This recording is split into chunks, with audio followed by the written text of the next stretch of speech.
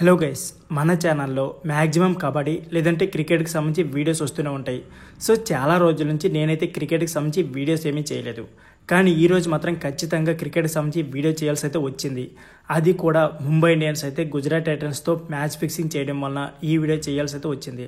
So నిజంగానే Mumbai Indians అయితే Gujarat టైటన్స్తో match fixing చేస్తుందా, అసలు ఎలిమినేటర్ క్వాలిఫై అవ్వడానికి ముంబై ఇండియన్స్ ఎంత తెగిస్తుందా? సో దానికంటే ముందు మీకు కూడా ముంబై ఇండియన్స్ గుజరాత్తో మ్యాచ్ ఫిక్సింగ్ చేసింది అని అనిపిస్తే మాత్రం కామెంట్ బాక్స్లో ఫిక్సింగ్ అని కామెంట్ చేయండి. అంతేకాకుండా వీడియో చూస్తున్న ప్రతి ఒక్కరు కూడా వీడియోకి అయితే లైక్ చేసుకోండి.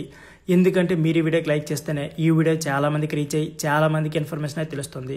సో లేట్ చేయకుండా వీడియోని అయితే స్టార్ట్ చేసేద్దాం. ముంబై అలాగే గుజరాత్. ముందుగా ముంబై అయితే టాస్ గెలిచి బ్యాటింగ్ తీసుకుంది.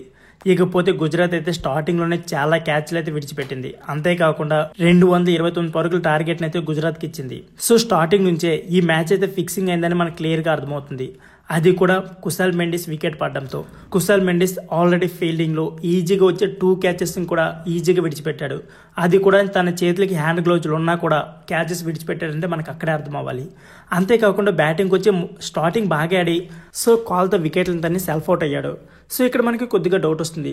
సో అలా మ్యాచ్ స్టార్టింగ్ అవుతున్న కొద్దీ మనకైతే డౌట్ ఇంకా క్లియర్గా బలంగా నాటుకుపోతుంది. సాయి సుదర్శన్ ఫామ్కి ఆల్మోస్ట్ ఈ చేజ్ అయితే చాలా ఈజీగా జరిగిపోవాలి. అంతేకాకుండా సో మ్యాచ్ గెలుస్తుంది అనే టైంలో సాయి సుదర్శన్ బ్యాటింగ్ కంప్లీట్గా చేంజ్ అయిపోయింది, స్లో డౌన్ అయింది. అంతేకాకుండా బ్యాడ్ షాట్స్ ఆడాడు. అదేవిధంగా తన అవుట్ అయిన బాల్ కూడా ఆల్మోస్ట్ 6 కొట్టాల్సిన బాల్ని అతనైతే వికెట్ల మీద తెచ్చుకుని అవుట్ అయ్యాడు. సో మీకు కూడా ఆల్మోస్ట్ అర్థమై ఉంటుంది మ్యాచ్ అయితే క్లియర్గా ఫిక్సింగ్ అయిందని.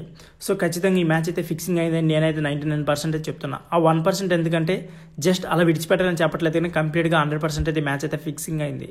సో మీకు కూడా ఫిక్సింగ్ అయింది అనిపించిందా లేదో కామెంట్ బాక్స్లో కామెంట్ చేయండి. Thank you for watching.